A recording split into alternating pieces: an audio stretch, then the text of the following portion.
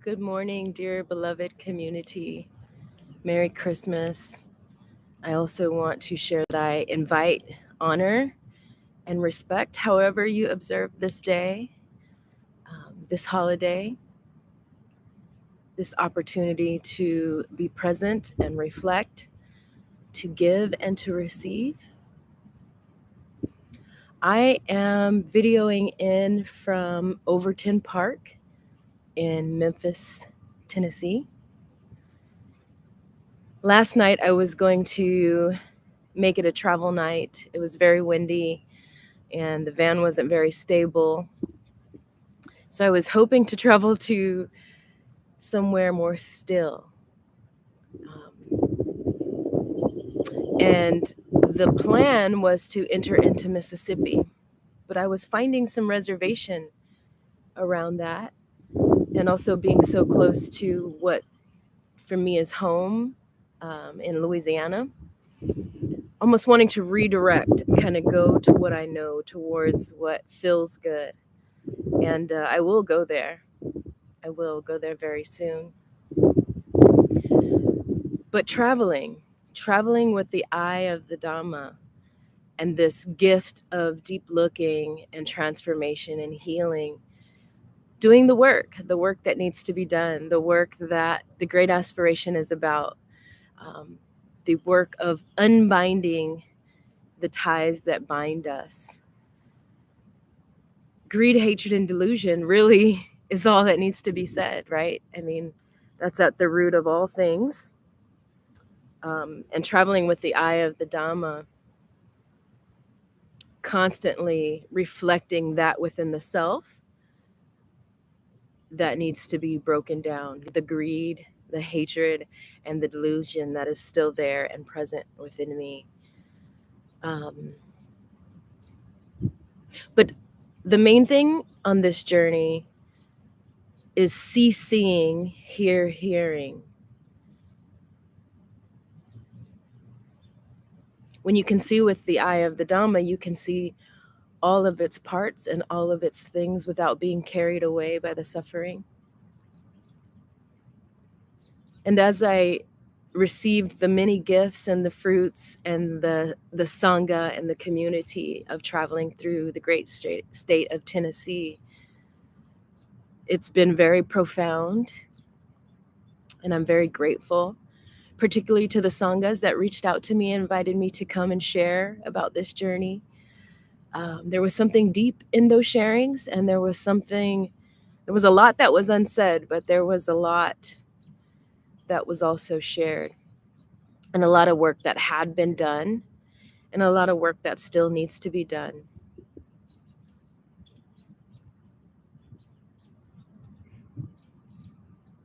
Turning into that which is there when it's hard to look at, when it's hard to see,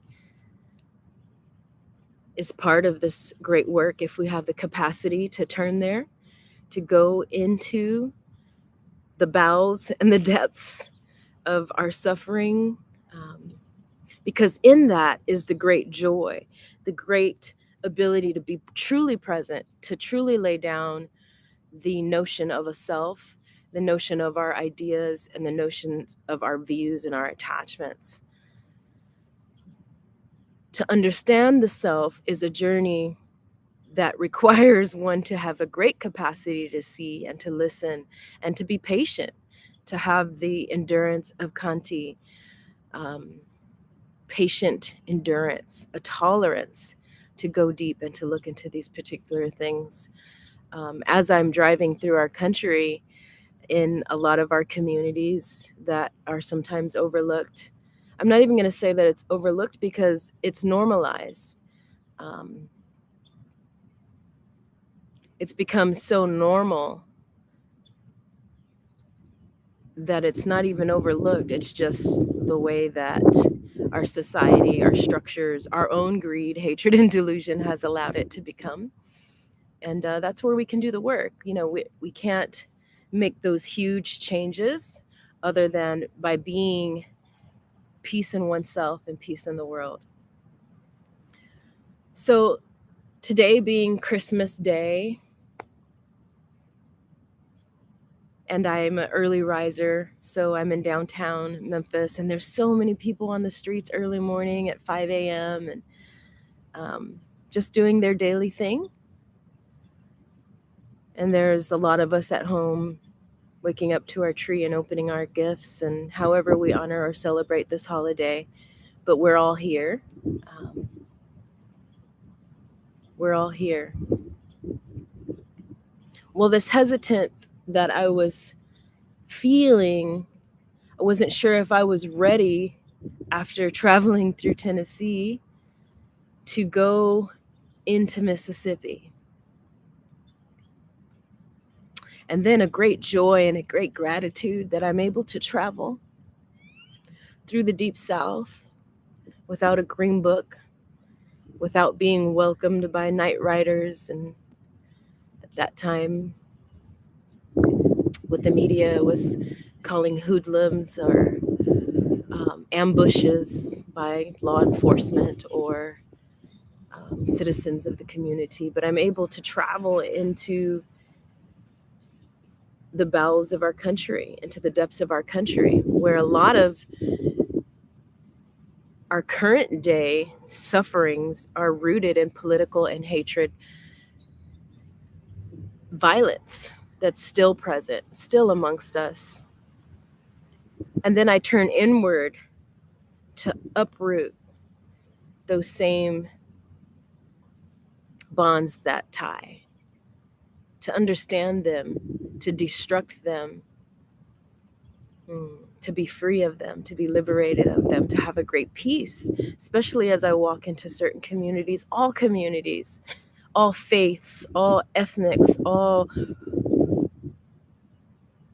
it's just there. There's just a being and a presence, that essence of the ever-present connection and love, vibration, light, Buddha nature, whatever you want to call it. When we can really work on meeting the people where they are and bringing that true core presence, there's something really lovely about that. Today I'm at the park and I go for an early morning walk to take Upeka out for her daily walk of watching birds and squirrels. And I come into a park, there's one car there, car culture, somebody's definitely living in their car. Car culture is a thing. Open our eyes to that. Human trafficking, sex trafficking is a thing. We can open our eyes to that. Drug addiction, mental health. Beautiful, lovely park downtown. It's a children's playground. And I come upon a gentleman who's yelling at someone in the restroom, violently using obscene language. And I really, really quick unfilter and remove all of my views, attachments, my ideas, perceptions, defilements, mental formations about what I'm seeing, but with the full discernment. So there's not any ignorance or just kind of saying, oh, I see the light in everybody, but it's a work of doing my own work so that the light can shine, so that it can come forth, that it can be present, because there is a light, a Buddha nature within each and every single one of us. And I'm walking up to this situation to throw out my daily trash. And I said, Merry Christmas. And this person calmed down and said, Merry Christmas right back. And laughed at my cat as we go on our walk, and she climbs down the slide and climbs up the stairs and slides down the slide. And we laugh, and he's watching me as we're playing in the park. And every few minutes he'd kind of go back over to the bathroom and yell out these obscenities, and there's a car waiting in the parking lot. So, you know, it appears that there might be some type of either drug interaction or human trafficking situation.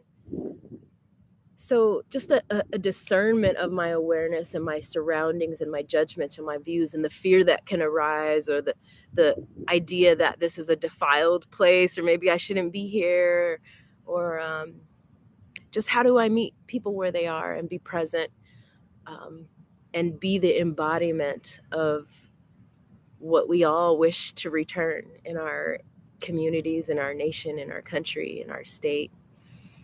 Um, and as I leave to go and get in the van, and I call the cat into the van, he says, "Are you out?" And I said, "Yeah, I'm out."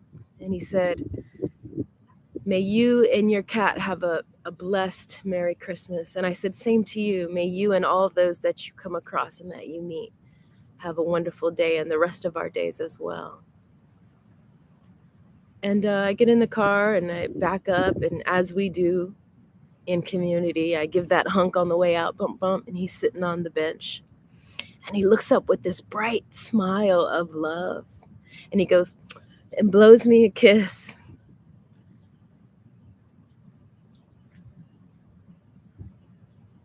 And I blow him one right back. And that's the moment where we can meet people where they are. Where I felt that that being was also able to lay down all of his conditions, maybe his views and ideas and attachments, or his craving and his burning fire of being desperate in passion to satisfy a need because of our conditions. And he was able to shine his light and share his Buddha nature for that moment. What a beautiful thing that is. What a beautiful thing. And I can only hope and wish that he turns around and gives that right back, or sees something, or has more expansion in his heart to also want to break the ties that bind, because I want that for self and for others as well.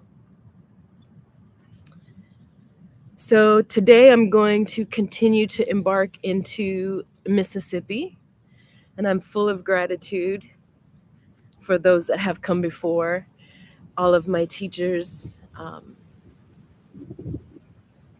definitely all of my teachers who have done this work of the Dhamma, of this deep looking, of this uprooting and this transformation and this healing. Transformation and healing is the biggest gift that we can give ourselves.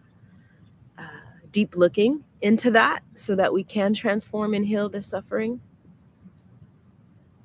And I'm thinking of the freedom riders who have made this route from Memphis into Mississippi, getting on the Greyhound, and those that were awaiting for the arrival of the freedom riders. And they said, if you go into Mississippi, you have to be ready to be beaten, imprisoned, or met with death.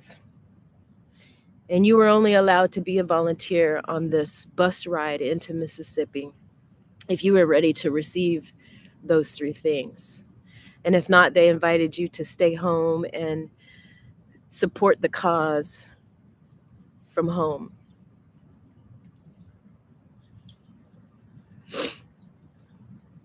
So this pilgrimage, this journey of deep looking and practice of forgetting the self and understanding the self, which I feel that we know in our nation, we know in our country that we have yet to do that, to understand the roots that divide us. And certainly in Buddhism, we have yet to do that.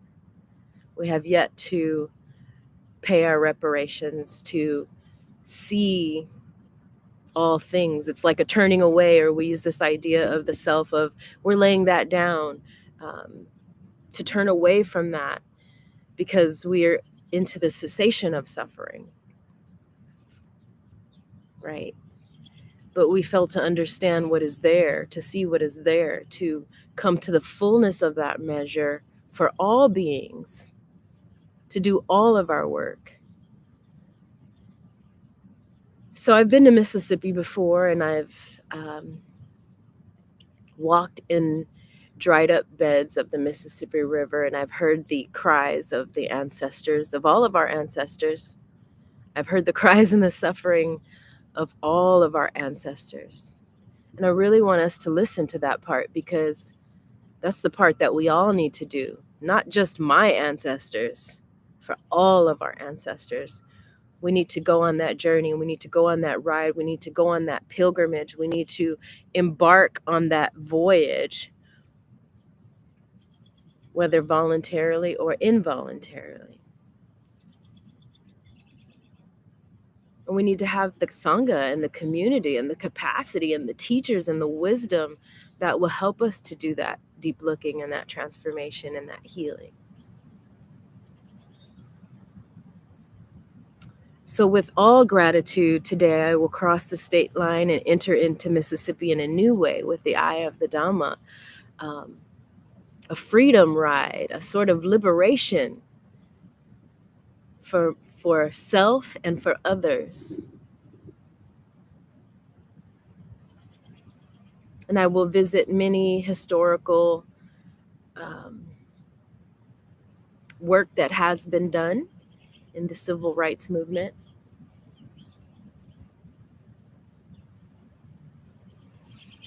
And as the Buddha sat under the tree, or when I took the pilgrimage in the footsteps of the Buddha, following the footsteps of the Buddha, walked in the Jetta Grove, doing walking meditation with the monastics of the Plum Village community. In the Jetta Grove, at Anapandikas Park, we had eating meditation.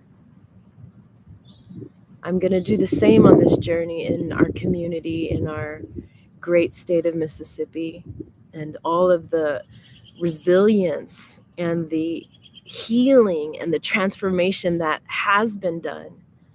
I will bow in deep gratitude, and the work that needs to be done with clear seeing and with the eye of the Dhamma,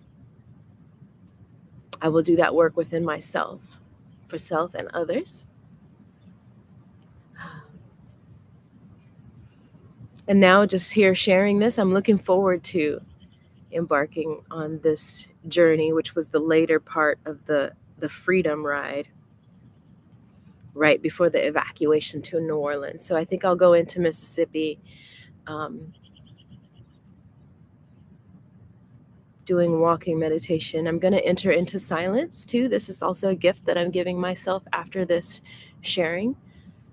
The next part of this journey into Mississippi, Alabama, and back into New Orleans is going to be one of deep looking and of silence. So I'm going to refrain from using social media for the next few months. I will be in contact to those close friends just so that they know that I'm safe and here.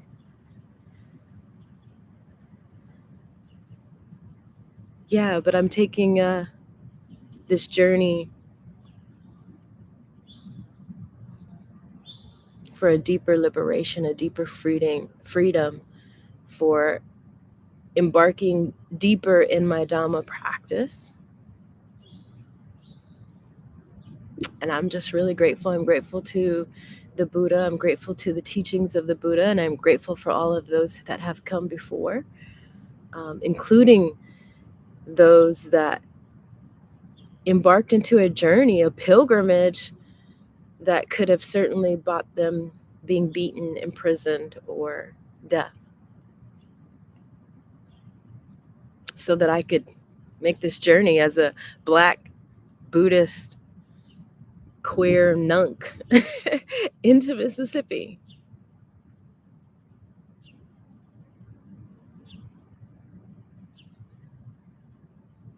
And I'll continue to look, to untie, to be the peace and the freedom and the light and the love and the connection for all of those that I meet, which requires a lot of work. So I'll continue to nourish, spend time in nature, but I'm also going to be doing some deep healing and some transformation and some deep looking.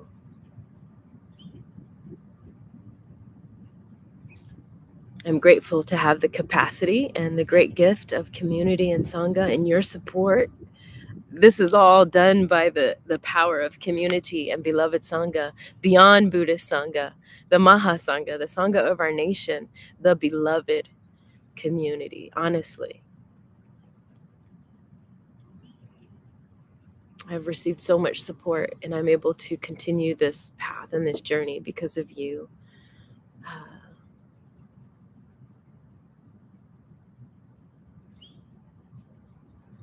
I'll just share real quick a little bit of the personal journey growing up pretty much on my own, leaving the house at 14, leaving my mom at 14 as she embarked into a new relationship, and put myself through high school and college and got a job and all of those types of things. Living in California,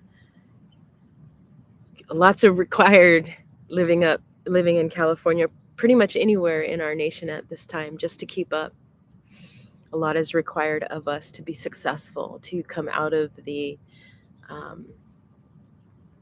conditions that we were born into, right? There's always this chasing, this samsaric circle that we can get on. So I was fortunate enough to travel with a good friend, musician, and the very first time that we went to New Orleans, Louisiana, and I put my foot on the tarmac, we come out of this little tiny plane onto the airport in New Orleans, and it was like, I'm home. I have arrived. I could hear the voices of that land, and I was home. I was home.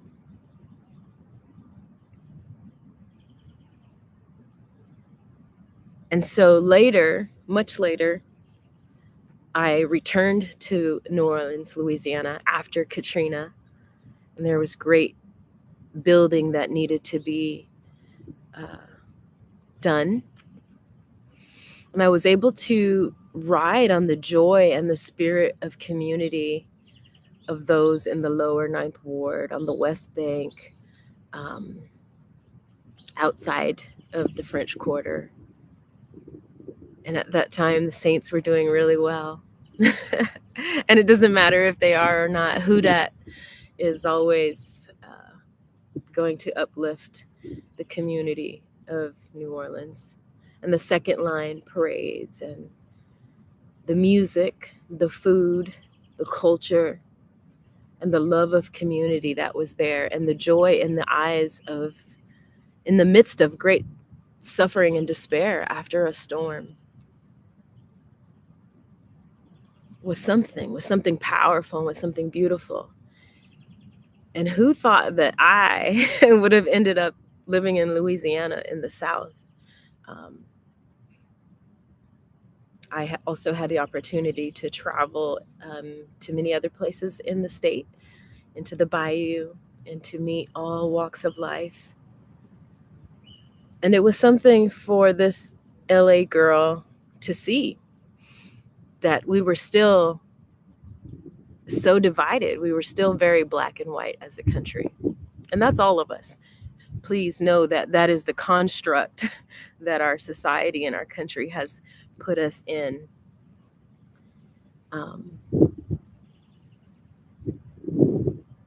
And then I ended up in North Carolina. What the heck? How do I end up in North Carolina? What is this? Why am I in the South? And today I know. Today I'm taking that freedom ride.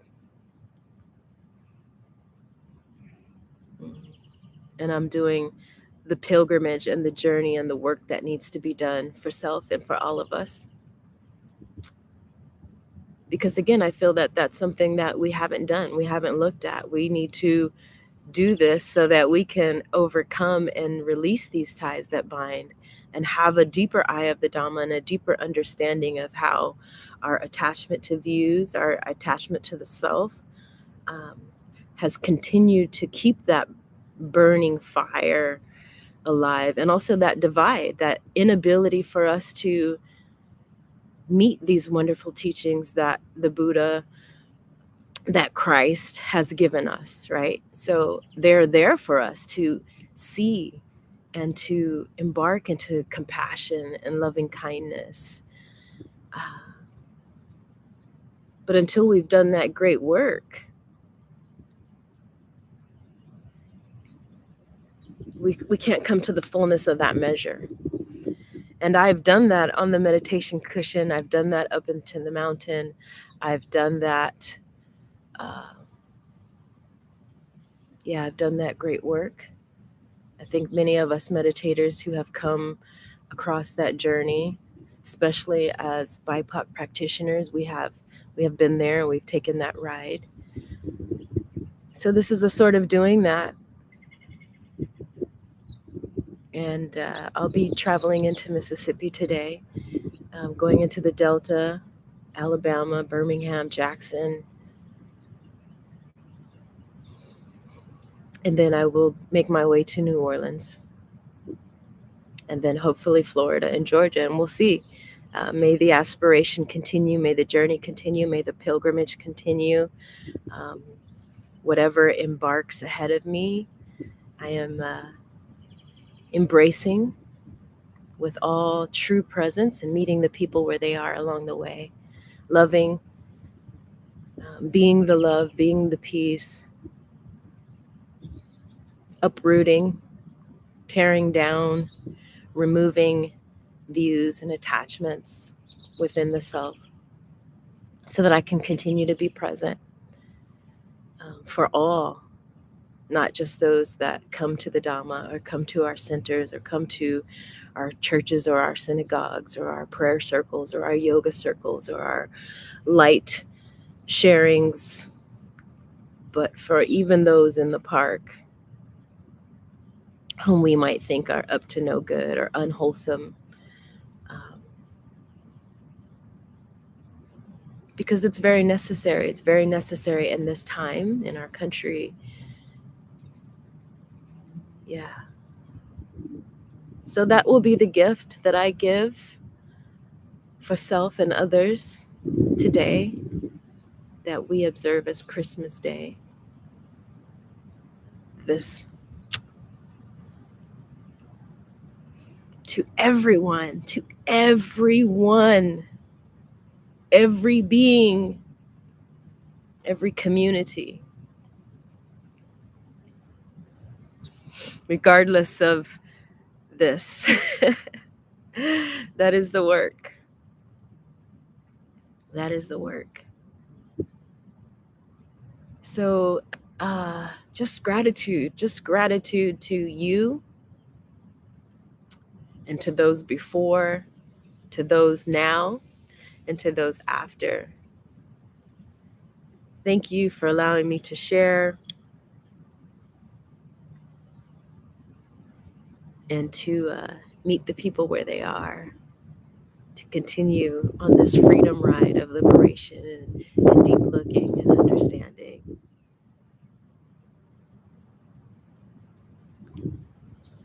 There's something about that. I love you, and I love you all. May you be well and safe and happy.